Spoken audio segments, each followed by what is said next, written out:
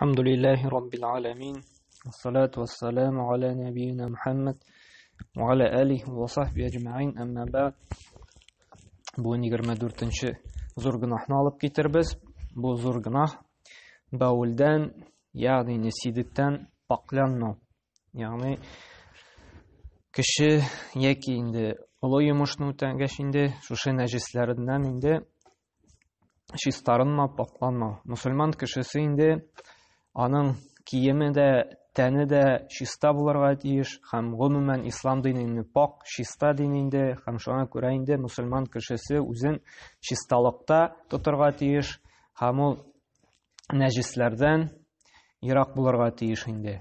Һәм шуңа күрә дә инде ул олы йомышын үтимә, кеше йомышын үтимә, бәдрәфкә кергәч инде ул су белән иң беренче чиратта инде пакланырга, чистарынырга тиеш инде. Әгәр дә инде су юк икән, бу вакытта инде рөхсәт ителә кагаз белән, инде салфетка манда, туалетная бумага диләр инде, шуның белән. Әгәр дә инде кагаз юк икән, шулай рөхсәт итә чүпрәк, инде шундый су булмаса да, шушындый нәрсәләр белән инде чистарынырга, шушы нәҗистән арынырга була инде. Әмма ләкин иң яхшысы инде, иң хәерлесе ул су булып тора инде. Чөнки су шушы нәҗисләрне инде иң яхшы чистартучы, паклаучы.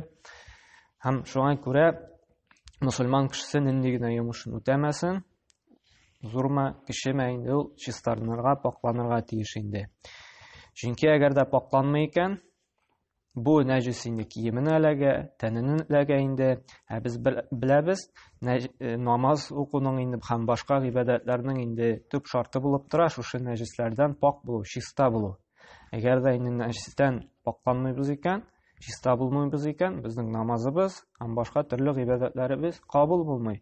Чөнки намазның да бер шарты булып тора, ул нәҗистән пак, чиста булу. Шуңа бу бигрәк тә мөһим инде. Һәм гомумән инде әйткәнебезчә, мусульман кешесе пак, чиста булырга тиеш.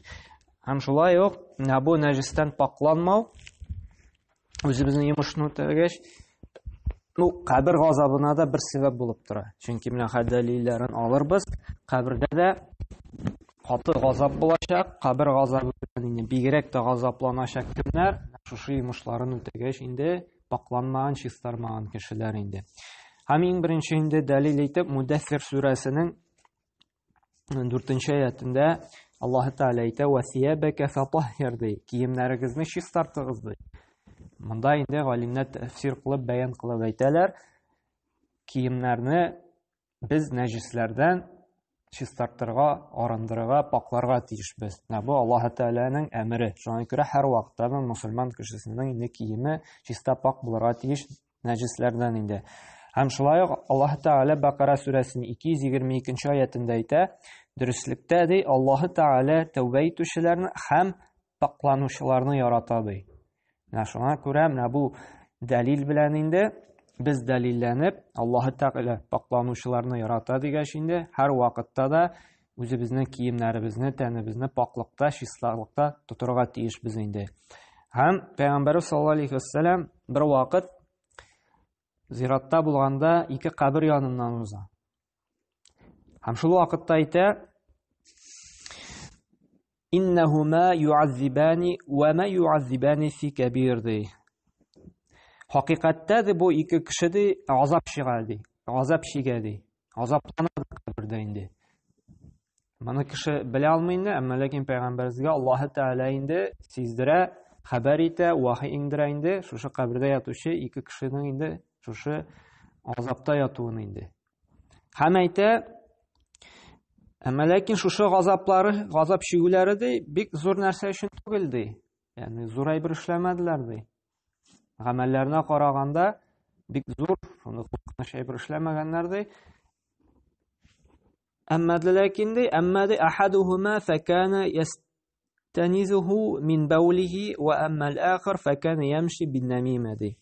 Беренчесе ди бәүленнән сакланмаган ди. Ягъни менә шушы йомышларын үтәгәч инде шушы нәҗисләрен юмаган, чистартмаган булган. Шуның өчен кабердә газапланып ята ди.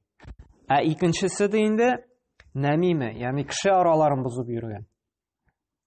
Бу инде намер русча әйтсә. специально диек инде кеше араларын бозучы. Мәсәлән, бер кешенең сүзен ала да, менә теге кеше синең турында шулай диде, сине шулай яманлады дип, тегесенең янына барып әйтә, ул сине шулай дип яманлады, сине шулай итеп сүкте дип, һәм инде ике кеше арасын инде боза, дошманлаштыра, сугыштыра. Менә шушы була инде нәммәм, ягъни нәмиме.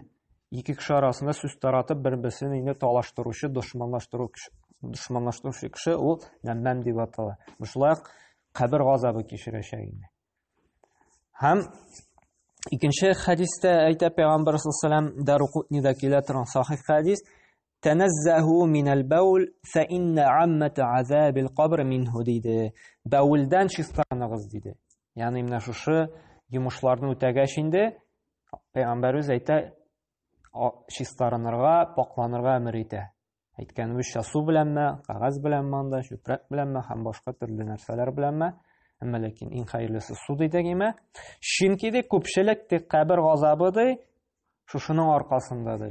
Ягъни бәдрәфтә инде безне йомышларыбызны үтәргәч, чистарынмаган, пакланмаган өчен ди инде. Менә бу безнең инде төп дәлилләр булып тора. Әгәр дә без йомышларыбызны үтәгәннән соң пакланмый, чистармыйбыз икән, безгә инде кабер газабы була инде. Алла сакласын, Аллаһ Тәала үзе имин кылсын. Шуңа күрә менә моны без белдек. Хәзер инде без иң беренче балаларыбызга, якыннарыбызга, нукларыбызга өйрәтергә, аңлатырга тиешбез инде. Һәм шулай ук инде кичкедән балаларны күнектерсәк, яхшырак инде. Кичкенәдән бала инде әгәр дә инде шушы йомышын үтәде икән, без аны өйрәтергә тиешбез.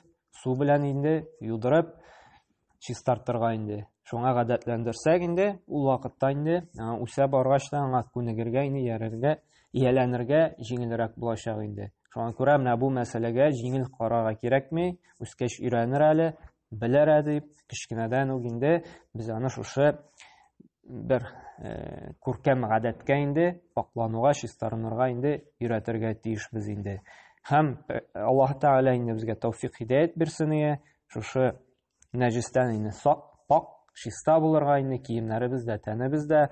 Һәм Аллаһ Тәгаләнең үзеннән сорыйбыз яклавын, шушы кабер газабыннан инде Аллаһ Тәгалә саклый күрсен безне, бер үк кабер газаплары белән газаплый күрмәсен инде, тәүфыйк хидаят биреп безгә, үзенең кушканнарын үтәп инде, риза булган гамәлләр кылып инде, аның рәхмәтенә ияреп инде, ирешеп җәннәтләренә керергә насыйп әйләсен. Субханакалла бихамдик ва ашһаду ан ла илаха илля ант ва астагфирука ва атубу илейк.